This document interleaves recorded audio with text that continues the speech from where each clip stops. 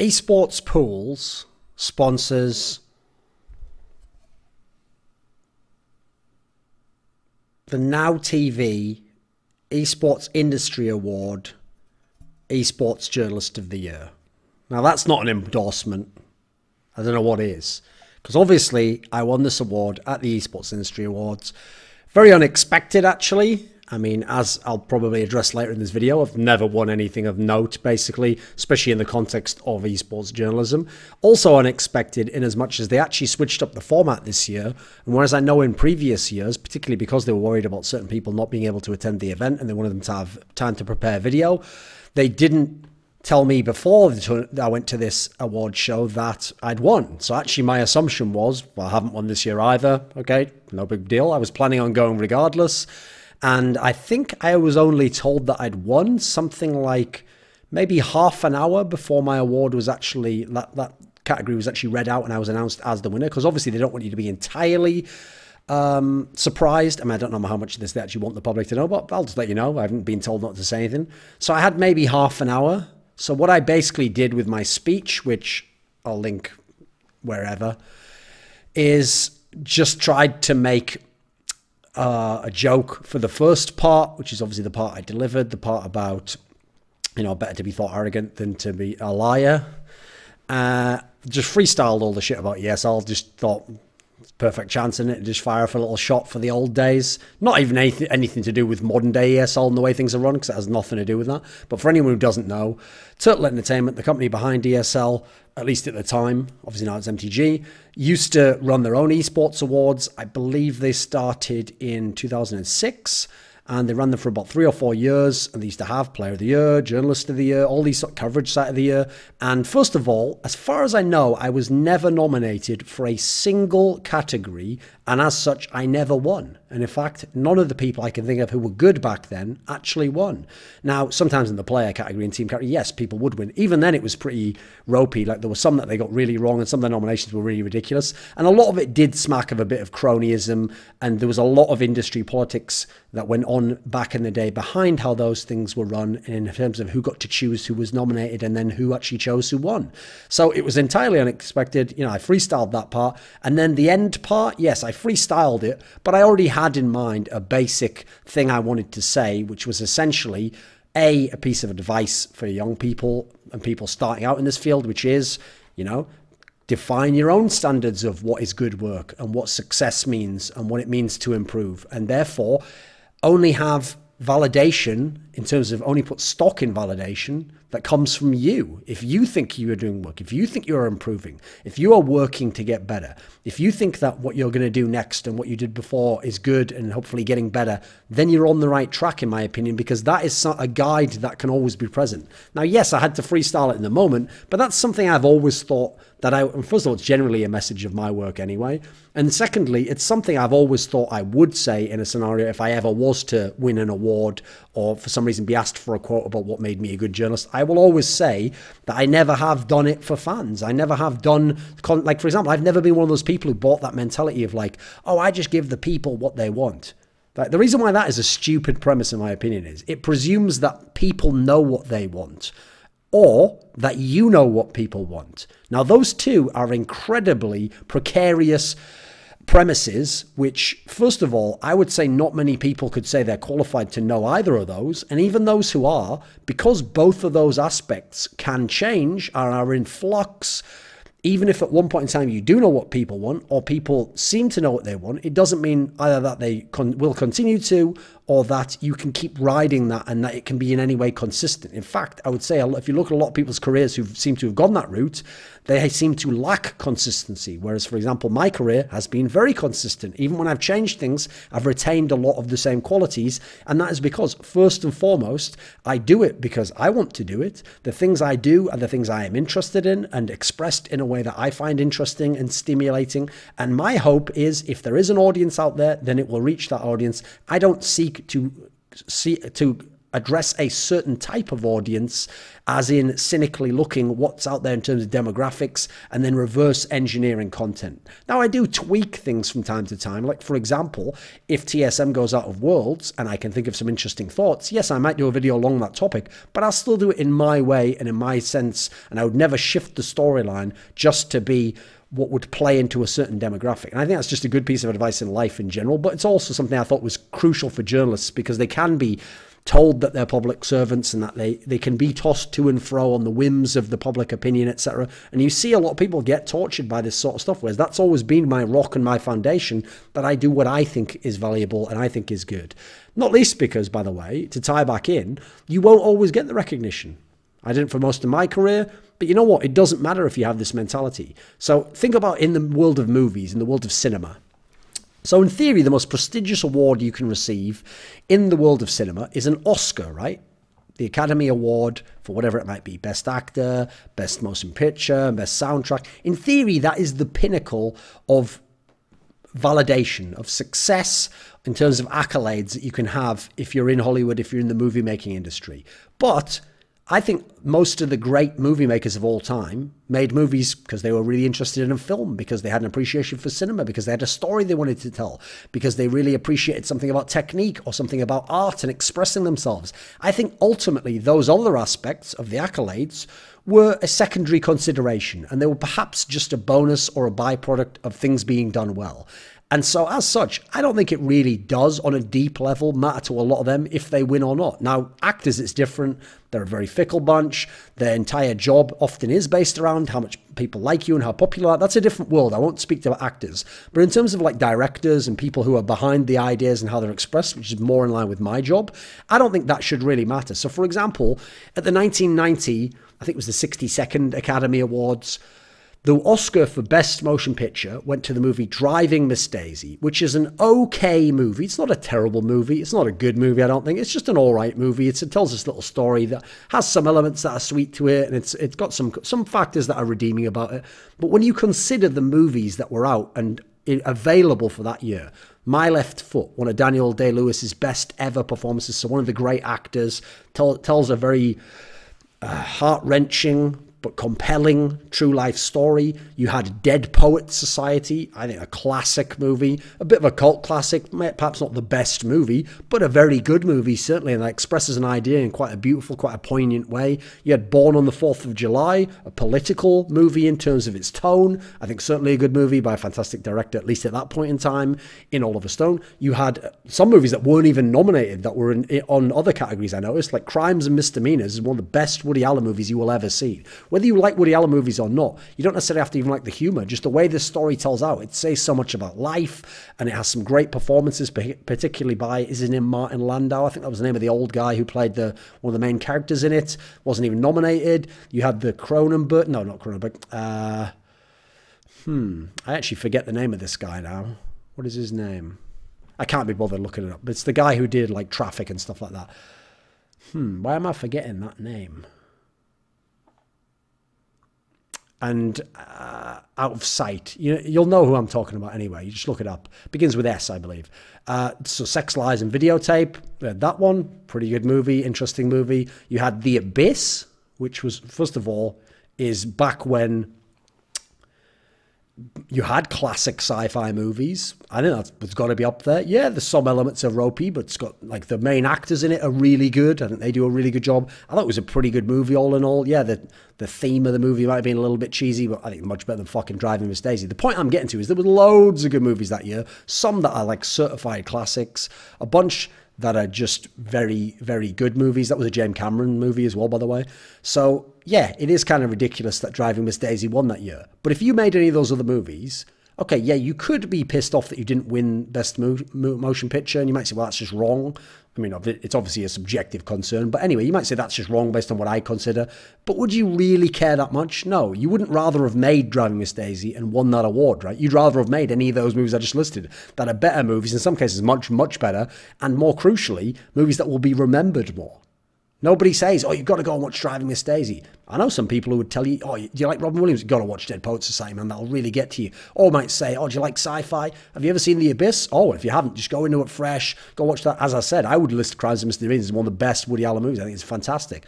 So ultimately, I don't think it really matters. And I think your validation should come down to you and what you want to accomplish. And then hopefully as a byproduct along the way, you might get accolades. You might get acclaim. You might get people saying that what you did was good and praising you. Okay, that would be cool, but you have to be able to survive and thrive, even if that is not the case. And even if people go the other way and say what you do is bad and they don't like it, if you have your own metric, then in my opinion, you will be able to be satisfied by that and you will continue to improve. Now, some people did reference, I notice, that I was part of the panel. Now, I noticed no one mentioned this last year when I was part of the panel as well. But first of all, I was not part of the panel for my award. Like, at no point in the discussion of the panel did we ever discuss my award, or did we ever say who would be voting for. And in fact, as far as I know, I don't think we're even allowed to vote for ourselves if we're in a category. So I didn't vote for it in that sense. Yes, you could certainly make a case. I mean, you'd have to know these people. It's a pretty serious allegation that other people on the panel might have voted for me because I was on the panel. I don't really know that's true because, as I said, first of all, last year I was on the panel. Richard Lewis wasn't, as far as I know, and he won the award. This year, I got no indication from anyone that they thought I was going to win. As I said, we didn't discuss the matter.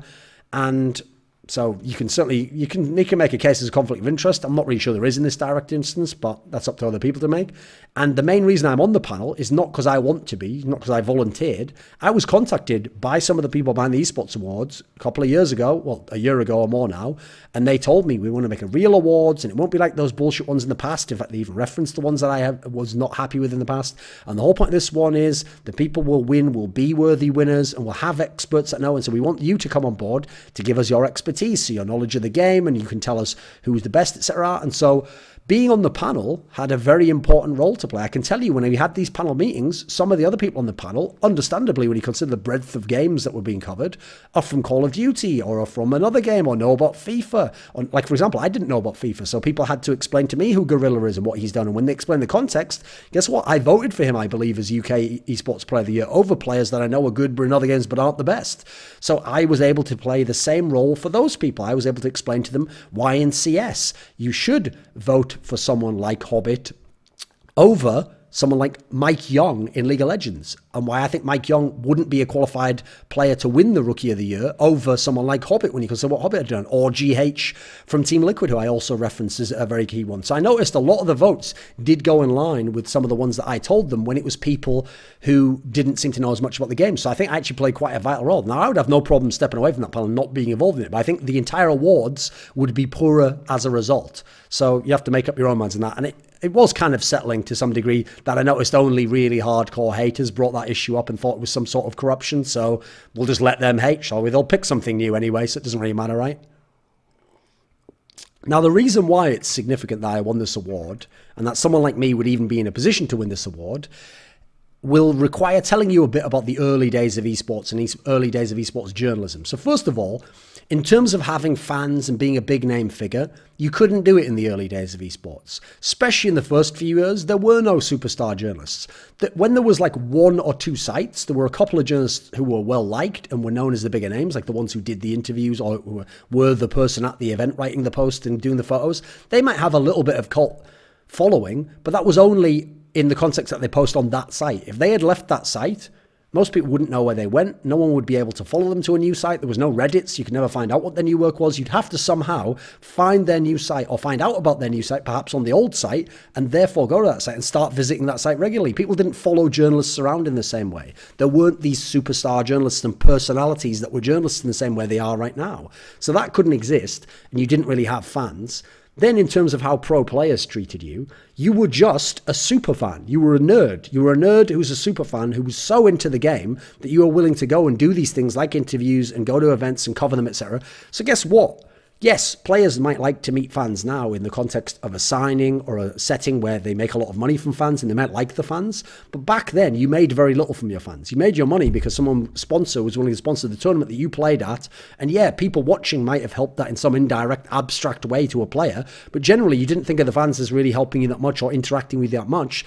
And therefore, think about if pro players are like that, how are pro players going to look at journalists? They didn't look at us very well. As I say, they looked at us like super nerds. And a lot of them were a bit repulsed by that or a bit turned off, especially the ones who were more like jocks, you know, like they just play Counter-Strike. They're not gamers in general. They don't know much about PCs or setting them up. They just happen to play Counter-Strike, perhaps they injured themselves or whatever, and they're good at the game, but they think of themselves as good in the way that an athlete does. Like it's a lot of ego and it's a lot like, you know, I'm the best and I'm beating these guys. And therefore those guys, a lot of them didn't necessarily respect journalists and you didn't get a lot of kudos. And again, that didn't help your name value because they didn't particularly care. They tended to care about what site you came from. It was a bit different for me because I built up name value as an interviewer very early on, so I could always get a certain type of player who'd seen some of my past stuff. And in general, I will say there would be some players, particularly in-game leaders and other more cerebral players, who did appreciate journalism and things like this. Or you'd have the odd player like Natu or Khan or Lurpus who understood the value, often in-game leaders and captains, you notice, who first of all already had to interact with the wider world, like admins and other teams and their fan base in interviews, often were assigned to do the interviews by their teams who didn't want to do interviews in English, but also people who just understood the value of marketing and the fact that there was a historical component here. And I will say, it's very telling to me that since retiring, so many of the players I now get in contact with from those early days in Quake and in Counter-Strike and in Warcraft, now so many of them do appreciate journalists, and especially my type of journalists where I tell the history of the game and I explain in the context of the modern day why they're important and the things they did was significant. Now they understand and now they appreciate. When a lot of them were players, not so much. There wasn't really a lot of cachet involved in being a journalist. Then you've got to add in, as I referenced before, in terms of sites, there was no Reddit, etc. There's no content aggregators. So what happened was you had huge sites where the rich got richer. Like the big sites just got bigger and bigger and bigger, and there would be small new sites would come along. But first of all, back then, you could only get attention by being linked by the big sites, which worked early on when the big sites didn't have enough content. But as they went on, the big sites would start to just do all the reporting and all the writing themselves. Therefore, eventually, most of them stopped linking to other content, even though that was actually the basis of how the internet was made with hyperlinks, the idea that you would just link to something else rather than host it on your site. Then you got the world where people started rewriting news posts for news they hadn't broken, but without linking, as a certain Portuguese person tended to do for HLTV.org at the time. So again, sites limited your success or set the tone and the expectation for how you could succeed.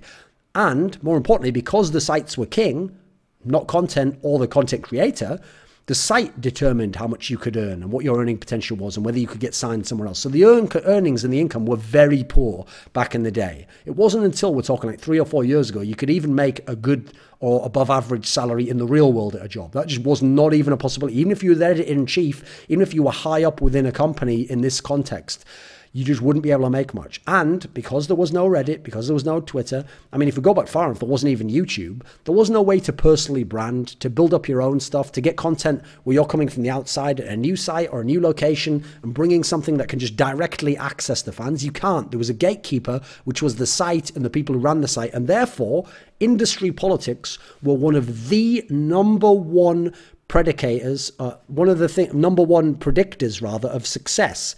Who you get along with, how you network. Now, I myself, I had some people in the industry I always got along with, and I always had work from those people. I had quite a lot of enemies, believe it or not, in the industry. And back then, I was perhaps even more tactless at times, therefore pissed a lot of people off. And therefore, I wouldn't say like blocked. It's just that people didn't want to work with me, understandably. And in some sense, I didn't want to work with them. And the issue was there was just less sites, less opportunity, less income, less everything back then. So I did very well in my own context. There was many years where I was among the highest earning and wrote for big sites and was able to help create new sites, etc. But if I went to small sites and I went to new places before the age of Reddit and Twitter and before YouTube got big in terms of very cheap webcams and the ability to edit yourself and the fast internet to upload, there weren't as many options and outlets to make yourself anywhere close to a famous individual as a journalist. And so, as I referenced before, I never won anything. Now, I technically did. In 2012 and 2013, Esports Heaven, formerly known as Cadred, ran their own awards, which were done by Richard Lewis, and they took his old alias, Dr. Gonzo, and it was called the Gonzo Awards, I believe. And for 2012 and 2013, he named me the Journalist of the Year. And interestingly enough, by the way, this is actually not the years where we were friends. We became friends a year or two after that. At this point in time, in fact, actually, for some of them, we were like we're on speaking terms, but we didn't talk very much. We definitely didn't collaborate on anything. So those are pretty legit in their own context. I mean, obviously he can't vote for himself in the context of making his own awards. So it's kind of just saying, aside from me, this is the person I think is the best in the industry. That's pretty cool. But it wasn't a massive thing. There was no award show. It was just a website, you know. So I appreciate it, but it's not the same as winning like a big industry award, you know, even though arguably he's more knowledgeable than some of the people who decide awards. But we're now in the world where we have something like the Esports Industry Awards. That is a big deal. Now, another reason why, even if I had been nominated in the past for some of those awards, I very likely would never have won. It's because, first of all, some awards in the past, in fact, some at the Esports Industry Awards, but as far as I know, not Journalist of the Year, were fan voted. And if you allow fans to vote, as far as I know, what they do now is when the fans can vote, that only counts for one vote of the panel. So the panel can still outweigh a fan, which means you can't just have someone who's popular but not the best win, which is a great thing for an award show. That wasn't the case back in the day. Either it was just panel members and industry politics massively dictated who won or was even nominated, or you allowed fans to decide these sorts of things, as they've done with some of these Gay Player of the Year things, where you got that ridiculous one in 2015 where they made Kenny S Player of the Year over Olafmeister, and even Kenny S was like, fuck, should have been Olafmeister, thanks. You know, you get ridiculous sounds like that, which aren't good for anyone, because then just the most popular person wins. And by the way, I wouldn't want that regardless of what my situation was. Like, you could argue right now that I might be the most popular journalist. I mean, I think I have more Twitter followers, bigger YouTube, etc., than any other esports journalist I can think of. Wouldn't matter. First of all, I never leveraged that at all myself for this award. Actually, even though the industry awards asks you, please, if you're nominated, please make awareness of this and tweet out pictures saying vote for me, etc. Personally, just because it's my own little quirk, I don't look back down on anyone who does that, but I personally decided I didn't want to do that. I actually never did that once. I retweeted sometimes that there were awards out there, but I never put the things saying vote for me or ask people to vote for me, etc. In fact, in past years, I've said vote for other people. I've said vote for Richard or vote for Kelsey, etc. Now, one thing to be said about that, though, is even if you could win by being the most popular, I obviously wouldn't want to win just because I'm more popular than someone else. I'd want to win if I'm the best at what I'm doing in terms of work. And as I've said, it doesn't really matter if I win. If I actually think I'm the best, that's the validation I need. But one other reason why I could understand people not voting for me or not thinking I would be a journalist is because a lot of people don't actually understand journalism. In fact, almost everyone who reads esports journalism doesn't understand the basics of journalism. They don't know what journalism is and what journalism entails. So, for example, I hear people say that I'm not a journalist. Now, that's an outrageous statement because I have done more journalism than anyone in the history of esports journalism. That is just factually accurate. The amount of pieces I've produced, the amount of stories I've written up, the amount of videos and pieces of content I've created. The difference is I haven't done a lot of investigative journalism. That is only one narrow field of journalism. Now, it's a very important one because in the mainstream real world and at times in esports, that can be an area which exposes corruption and reveals something very important and informs the public and allows them to make their decisions that might end up impacting a lot of things based on information they wouldn't otherwise have gotten. And that is very important. But let's be real, the way investigative journalism is most often done in esports is just leaking roster moves and leaking who wants to leave and if there's discontent in a team. Now, that has value. It's just in terms of actual value beyond success in terms of hits, I don't think it has a lot of value. I'd put it fairly low down on the hierarchy, on the ladder of importance of how good I actually think it is. Now, listen, hits are hits. It can definitely get you the most hits and it can get you more hits than other things. That's all the case, especially back in the day when my YouTube stuff didn't get as much. It might get you more hits, in fact. But in terms of value for your own validation and what you think of how important the work you did is, it's not that important, is it? Like years from now, someone could link to an article I wrote about Moscow 5 in League of Legends or about NIP and how their downfall happened in CSGO. And that could have value and that could be an important piece. But will a roster move 3 years from now that was a news post have massive value? Probably not. The value kind of degrades quite quickly over time. You get very diminishing returns on people going back and looking at that, right? So I would say this, and by the way, that's not some sort of slight against people who do investigative journalism. It's just that, first of all, I think the pieces that they do actually exposing corruption and important things are better. I don't think that the everyday, day-to-day bread and butter work is super important. And when you think of someone like Richard, who does a lot of that, that's not the main thing he does. That's an area where they caricature me as not being a journalist. They caricature Richard as only doing that and only leaking roster moves and stuff. No, Richard has his entire career consistently done op-eds, general punditry. He's done interviews with people. He's done lots of work that I would consider important and has lasting value and will be part of his legacy that doesn't even have anything to do with the investigative journalism. Now, yes, he's also broken massive important stories that would be part of his legacy, but you know what? He's also broken roster moves and stories that aren't that big a deal, and tie in with what I'm saying, he won't be remembered for. No one will remember if he leaked a player who's going to join this team 7 years before. No one will care, but the other things will last and will maintain value. And the point I'm getting to here is even people like Richard, who are primarily known for investigative journalism, are as good or better in other areas of journalism and have done lots of other journalism, and journalism is a wide field. So beyond investigative journalism, there is the world of opinion and editorial. Now, this can be informed expert opinion, like it can be writing up on industry politics or what it means that our players behaved in a certain way or the accomplishment of a player and who I think is the best. That's certainly something I do. It can also be punditry, just being an expert or a talking head on these things. Obviously, I do a lot of that with my YouTube channel at times, but what am I primarily known for? It's the historical work, right? The esports historian. And that has been something which has made up the majority of my work throughout my career, especially the first 13 or 14 years. That was almost all I did. That was heavily what I did.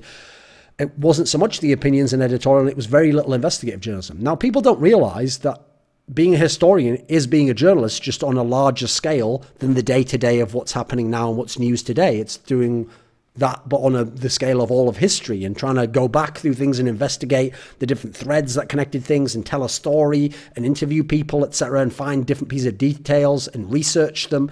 That's an important component, and in my opinion, it's one of the reasons I've always been drawn to it. It only becomes more important over time. Like, the more history you have, the more of these stories, the more of these things that occurred, you have to be able to have people who can tell the story and did the research and can frame things correctly and tie them into other things and have done interviews to get a little bit extra tidbits and can tell you a detail. But they not only won that, but here's something that was going on within their team. And that's been something I've focused on heavily and is absolutely journalism in the same way that breaking a story or writing a column is. Now, there's also the fact that something else I've done that not a lot of journalists except Richard actually have done is spread out my journalism a lot. So yes, in the early days, I mainly wrote about Counter-Strike. I wrote about Quake before that, was only a year or so, mainly Counter-Strike. And then over time, I expanded StarCraft 2, Brood War, League of Legends, now Overwatch, the odd bit of Dota, but not much, admittedly. I've spread out over many games. I've done many types of content. My YouTube channel now has loads of different types of series because actually I rethought the way that I came up with content. I've mentioned this in the past in some interviews before. And by the way, I've got a whole playlist now of things that are like interviews and me appearing on talk shows, etc., on the homepage of my YouTube. But one of the things I've mentioned is that one of the ways I changed over the years was I used to think of myself as I'm a journalist and I want to sit down, I want to write a long historical article, who's it going to be about, I start my research, right, I finish my research, write the article, publish it. Now what I do is as I go about my life, I write down ideas I have and I think up ideas. And when I have ideas, all my content types and the different types of media and the different, whether it's written or it's a video or it's a talk show, it's an interview, it's a solo video, whether it's a column, whether it's a historical article, whether it's just a little list, whatever it might be, I've got all these different categories. For the sake of the analogy, call it boxes, okay? And when I come up with an idea, what I do is I go, right, let's look at all my boxes. Which box should I throw this into? Put it into that one. Like, so for example, that can sometimes be, I haven't got much time, so I want to get this out. Let's put it into this one as just a Thorin's Thoughts video. Okay, right, this is pretty substantial. I can tie it into some past stuff. I can also tell it in more of a neutral manner about history. Or maybe I'll do that as a long written article. Okay, this one over here. I've got something here, but I haven't got quite enough where I think a whole video is warranted. But if I talk to a player, I could use some of this to frame the discussion. Right, maybe that's a talk to Thorin. What I do is I get the ideas and then I put it into the different types of content. And that's why I've created so many types of content as well, and learned over the years to do so many different types of media, from written to spoken to showmanship, appearing on camera, to doing analysis on analyst desks, obviously, to do all these different aspects, different types of series, interviews, talk shows, because I wanted to have the ability to express myself in many different ways. And I think that's been one of the things I've been most successful over the years. And crucially, I have expanded in media. I didn't just stay as a written journalist as I was for the majority of my career. I had already done audio interviews and video interviews at events, but now I expanded it to let's do video interviews at home and let's do editorials that are video editorials, and let's do content on a YouTube channel, but let's also have written content. Let's also be part of other people's shows and be on talk shows. So I've tried to expand it out because, again, to me, it's about things that I find interesting. What gives me validation to do, and what's enjoyable and satisfying, and what do I think I can do well? And in some of these areas, when I move into them, I can start out pretty bad, actually. I don't really know what I'm doing. I have to learn a lot of the techniques. I have to figure out, kind of pull myself up by my own bootstraps and figure out something half decent. Then I get decently good at that. And then maybe I shift more of my ideas into that area as well. But to me, it's very rewarding to have all these different ways to express myself. And so it's cool to have won this award. I think it was a pretty cool moment in itself. Obviously, I kind of nailed it with the speech just because I'm good at on camera. Obviously, I'm box office. I know how to deliver a line without fucking up the wording and saying the wrong thing or dropping the tone. I know how to keep the personality, etc. So it's cool to win. It was a cool moment. Certainly thanks to whoever voted for me and the people who supported me, like my sponsors and all the different sites I've written for and the mediums that I go through, esports pools, etc. But I think it was an opportunity to talk about something more important in my speech, and also to talk about something in terms of the history of how esports journalism has been and why it is interesting that I could win now, and significant in a way because it shows how the industry's changed and the power has gone to the journalist over just the site and the fans and the players.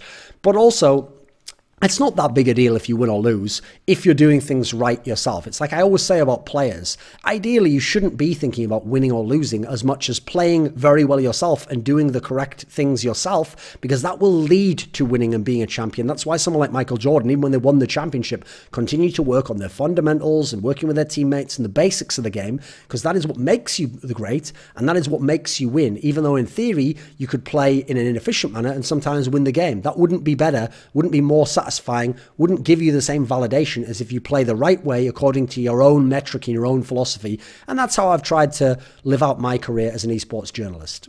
Yo, this is Alup. You got pretty big balls to watch Thorin's YouTube videos.